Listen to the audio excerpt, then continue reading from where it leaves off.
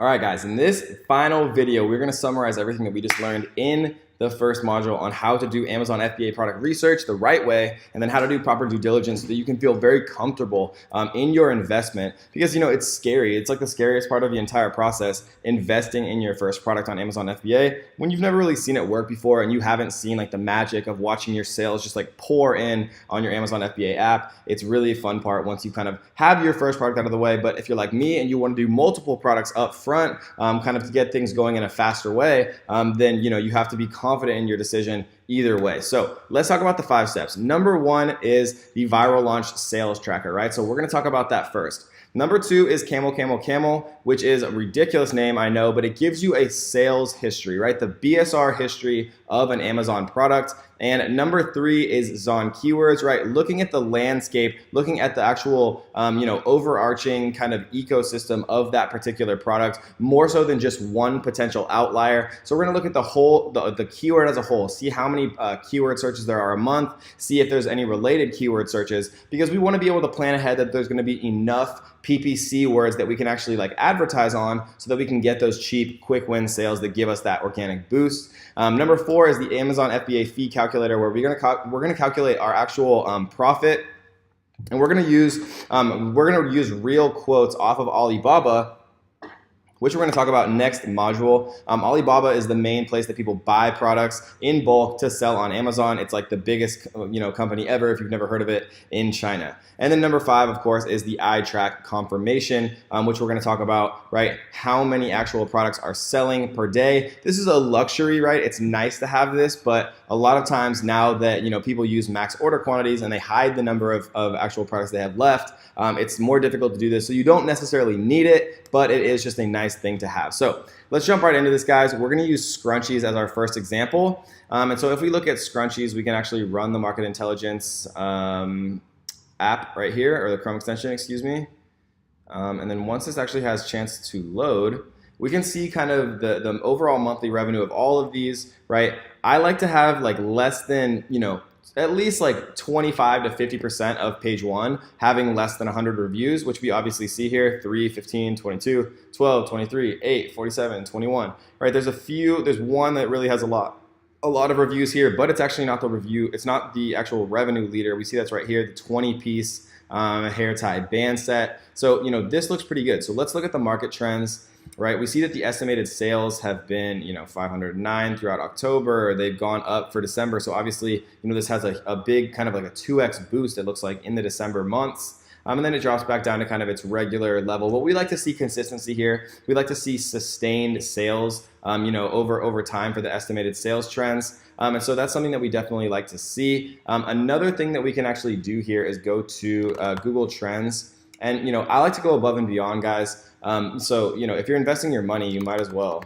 So I like to type scrunchies into Google Trends here, and then just make sure that it's on its way up.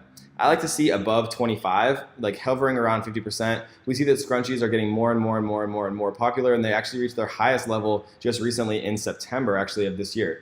And so that's obviously a really good thing to see as well. So let's take an example. We'll choose like an organic one. So we see the 20 pieces here. Let's just choose this one. We're going to take the ASIN here. We're going to plug it into Camel Camel Camel, which is a free app, right? And what we want to do is we want to actually choose sales rank here. So this is the price history. So it looks like they've been pricing it over 10, right? They jumped up to 40 for a little bit, and then they brought it back to 10 or 11.99, excuse me. We want to see the sales rank, right? And so what this is showing us is that the sales rank is generally in like the top 4,000 or so in BSR, and the top 4,000 is pretty good in categories such as this. So what category is this? Yeah, so beauty and personal care, right? This is number 1375 in beauty and personal care, which is crazy, right? Number 13 in beauty and personal care, hair care, right? So it's doing a great job. Obviously, they've had a consistent kind of BSR. And remember, BSR is bestseller rank. And so we want to see as close to 1 as possible. But if you're in the top like 5,000 in a major category like beauty and personal care, and you're sustaining that over time, right? We see February, March, April, May, June, and they're staying consistently high. That's a very good kind of tell that this product is having very consistent sales. So the only way that you can maintain a BSR, a good BSR, right, close to 1, because remember, 1 is the best selling product literally in that category. So it's close to 1 as you can get in the top 4 or 5,000 consistently, means that this product is probably selling like 20 or more a day. And I know that from experience, but if you see a consistently high or good BSR, I don't want to say high because high kind of means like a high number, but it's actually low is good. But then if I say low, so a good BSR consistently like this, you can be very, very confident that this product is making consistent sales month over month over month, right? So let's come in here and actually go and search scrunchies. So we see 23,398 estimated monthly searches, right? So like close to probably 750 a day. The Ninja IQ score is very good here also, right? In the green, 71.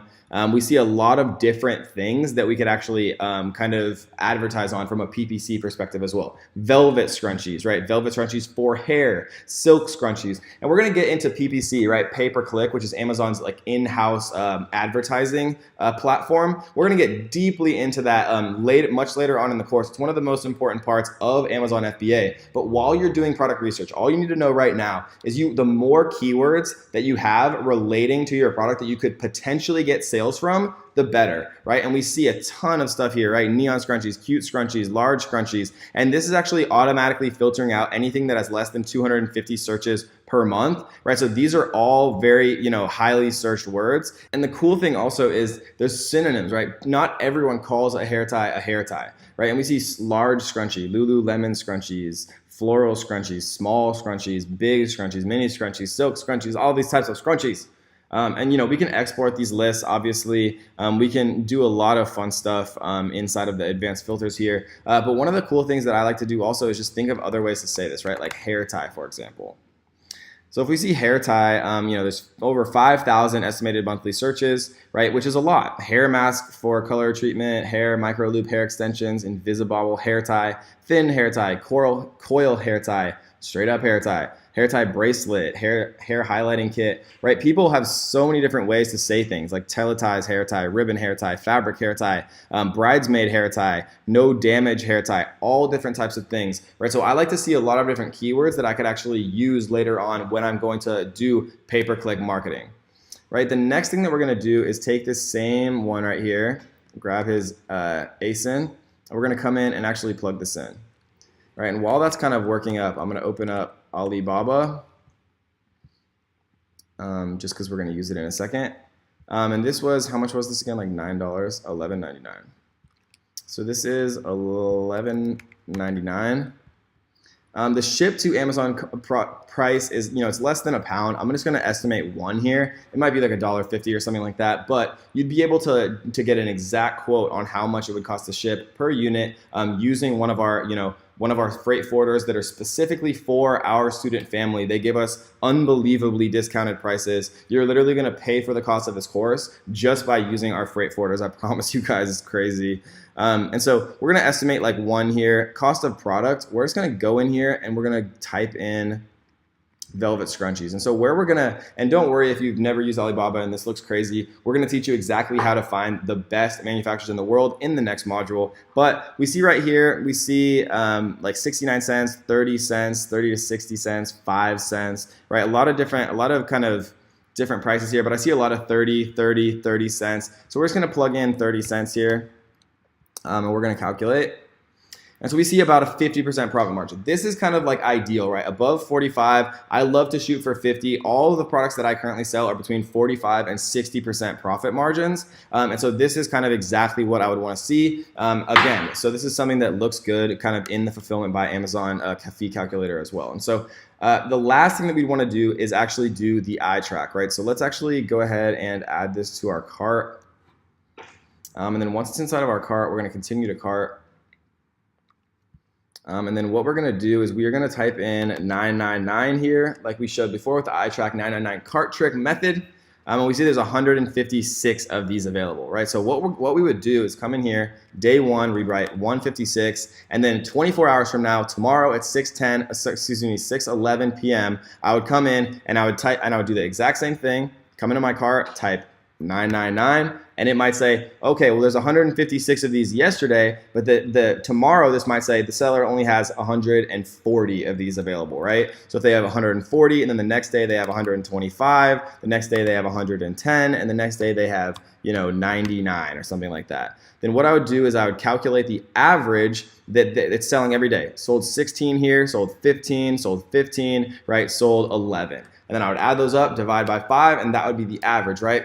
And so it would make me very extremely comfortable that I would be able to sell at least that number, right, of units per day, because this is the truest source of data, exactly how many units they're selling every single day. And if I have the eye track, right, I'm all in. Like, I don't need anything else. I'll literally eye track the top 5 people. And what I mean by that is if we come back here and type in scrunchies, we see that there's sponsored, sponsored, sponsored. I don't worry about them. I would take this person, this person, this person, this person, this person, the top organic 5.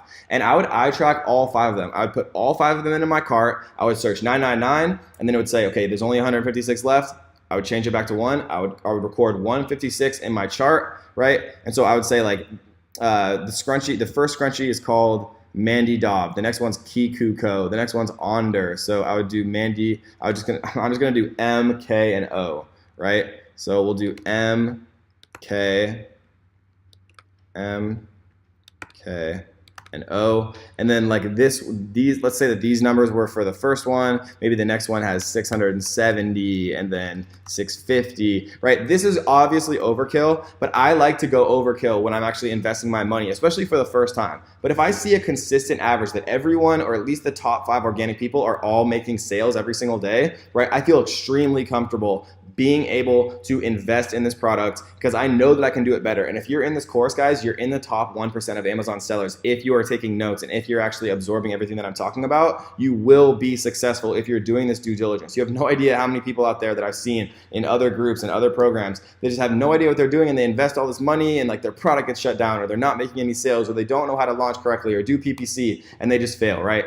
You are in this course for a reason. You are going to do your due diligence in the ways that I just showed you. And if all of those things look good, right, then I want you to feel 100% confident in yourself to invest in this product. Trust the thousands of other students that have joined this program and been successful. Go all in, guys, right? After you do your due diligence, after you've done all of the research and absorbed all of the data that you can, feel comfortable and confident in your decision to invest, guys, because Amazon FBA works, and we have thousands and thousands and thousands of students to prove that it does, guys. So I hope you enjoyed this kind of summary of everything that you need to do from a due diligence perspective for all of the products that you are interested in selling, after kind of like dwindling down from all of the different methods and strategies that I've shown you to find the best products in the world to sell on Amazon FBA. So I hope you guys enjoyed module 1. We are just getting started, guys. In the next modules, we're going to show you how to find the best manufacturers in the world, right? How to create the perfect listing that converts, how to do all types of marketing when it comes to getting your first reviews, which are the toughest ones, setting up your email follow-up campaigns, and then most importantly, doing all of the marketing that you need to do to have explosive sales immediately right when you start selling, guys. We're going to get into all of that very soon. I hope you guys are having fun so far. I know I am, and we'll see you in the next module.